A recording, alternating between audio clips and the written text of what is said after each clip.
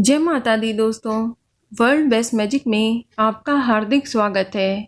कैसे हैं आप सब? ये बताने के लिए कमेंट बॉक्स में जय माता दी जरूर लिखें। दोस्तों, आज हम सुनेंगे दशा माता की पहली कहानी, जो इस प्रकार है। एक राजा था, उसकी 2 रानियां थीं। बड़ी रानी के संतान नहीं थी और छोटी रानी के पुत्र था।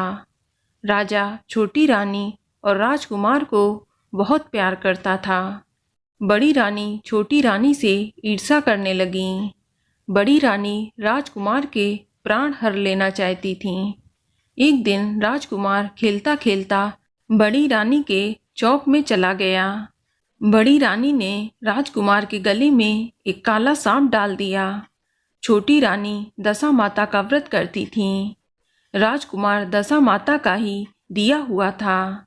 दशा माता की कृपा से राजकुमार के गले में सांप बिना नुकसान पहुंचाए ही चला गया। दूसरे दिन बड़ी रानी ने लड्डुओं में जहर मिलाकर राजकुमार को खाने के लिए दिया। राजकुमार जैसे ही लड्डू खाने लगा तो दशा माता एक दासी का रूप धारण कर आईं और राजकुमार के हाथ से लड्डू छीन लिया। बड़ी रानी का ये वार भी खाली गया। रानी को बड़ी चिंता हुई कि किसी भी तरह से राजकुमार को मारना है। तीसरे दिन जब राजकुमार फिर बड़ी रानी के आंगन में खेलने गया तो रानी ने उसे पकड़कर गहरे कुएं में ढकेल दिया। चूंकि कुआं बड़ी रानी के आंगन में बना था, इसीलिए किसी को भी पता नहीं चला कि राजकुमार कहाँ गया। लेकिन जैसे ही बड़ी रानी ने राजकुमार को कुएं में ढकेला तो दशा माता ने उसे बीच में ही रोक लिया। इधर दोपहर हो जाने पर राजकुमार के न लौटने पर राजा व छोटी रानी को चिंता सताने लगी। दशा माता को भी इस बात की चिंता हुई। राजकुमार को उसके माता पिता के पास किस प्रकार पहुंचाया जाए। राजकुमार को तलाश करने वाले कर्मचारी निराश होकर बैठ गए। राजा व छोटी रानी पुत्र शोक में रोने लगे। तब दशा माता ने भिखारी का रूप धारण किया और राजकुमार को गले से लगाकर राजद्वार पहुंच गईं। वह राजकुमार को एक वस्त्र में छिपाए हुए भिक्षा मांगने लगीं। सिपाहियों ने उसे दुत्कार कर कहा, तुझे भिक्षा की पड़ी है और यहाँ राजकुमार खो गया है। सारे लोग दुख और चिंता से व्याकुल हो रहे हैं। इस पर दशा माता बोली, भाइयों, पुण्य का प्रभाव बड़ा ही विचित्र होता है। यदि मुझे भिक्षा मिल जाए तो संभव है कि खोया हुआ राजकुमार भी तुम लोगों को मिल जाए। ये कहकर वह देरी पर पैर रखने लगीं। सिपाहियों ने उन्हें आगे बढ़ने से रोका। उसी समय दशा माता ने बालक का एक पैर वस्त्र से बाहर निकाल दिया। सिपाहियों ने समझा कि कुंवर उसके हाथों में है, इसीलिए उसे अंदर जाने दिया। दशा माता कुंवर को लिए हुए भीतर चली गईं। उसने राजकुमार को चौक में छोड़ दिया और वापस चली गईं। परंतु रानी ने दशा माता रूपी भिखारिन को देख लिया था।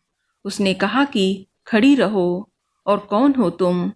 तुमने 3 दिन मेरे बेटे को छुपा कर रखा था। तुमने ऐसा क्यों किया? तुम्हें मेरे इस प्रश्न का उत्तर देना होगा। दशा माता उसी समय ठहर गईं और उन्होंने बताया कि मैं तुम्हारे पुत्र की चोरी करने वाली नहीं हूँ। मैं तो तुम्हारी आराध्य देवी दशा माता हूँ। मैं तुम्हें सचेत करने आई हूँ कि बड़ी रानी तुमसे ईर्ष्या रखती हैं। वह तुम्हारे पुत्र के प्राण हर लेना चाहती हैं। एक बार उसने तुम्हारे पुत्र के गले में काला सांप डाला था, जिसे मैंने भगाया।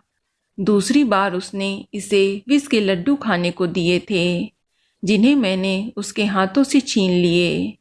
इस बार उसने तुम्हारे राजकुमार को अपने आंगन के कुएं में ढकेल दिया था और मैंने इसे बीच में ही रोक लिया और रक्षा की। इस समय मैं भिखारिन के वेश में हूँ, तुम्हें सचेत करने आई हूँ। ये सुनकर छोटी रानी दशा माता के पैरों में गिरकर क्षमा मांगने लगीं। छोटी रानी विनती भाव से बोली, जैसी कृपा आपने मुझ पर दर्शन देकर की है, मैं चाहती हूँ कि आप सदैव इस महल में निवास करें। मुझसे जो सेवा पूजा होगी मैं करूँगी। इस पर दशा माता बोली कि मैं किसी के घर में नहीं रहती। जो श्रद्धापूर्वक मेरा ध्यान स्मरण करता है मैं उसी के हृदय में निवास करती हूँ। मैंने तुम्हें साक्षात दर्शन दिए हैं, इसलिए तुम सुहागिनों को बुलाकर उन्हें यथाविधि आदर सत्कार के साथ भोजन कराओ और नगर में डिंडोरा पिटवा दो कि सभी लोग मेरा डोरा ले और व्रत करें। इतना कहकर दशा माता अंतर ध्यान हो गईं। रानी ने अपने राज्य की सौभाग्यवती स्त्रियों को निमंत्रण देकर बुलाया और उपटन से लेकर शिरोभूषण श्रृंगार तक उनकी यथाविधि सेवा कर भोजन करवाया और दक्षिणा में गहने आदि देकर विदा किया। रानी ने अपने राज्य में ढिंडोरा पिटवा दिया कि अब से सब लोग दशा माता का डोरा लिया करेंगे। तो बोलो दशा माता की जय। तो दोस्तों, ये जानकारी आपको अच्छी लगी तो कमेंट में जय माता दी जरूर लिखें और अगर आपका कोई सवाल हो तो उसे कमेंट बॉक्स में अवश्य पूछ लें और इस वीडियो को लाइक करें, शेयर करें और साथ ही साथ चैनल को सब्सक्राइब करें। धन्यवाद।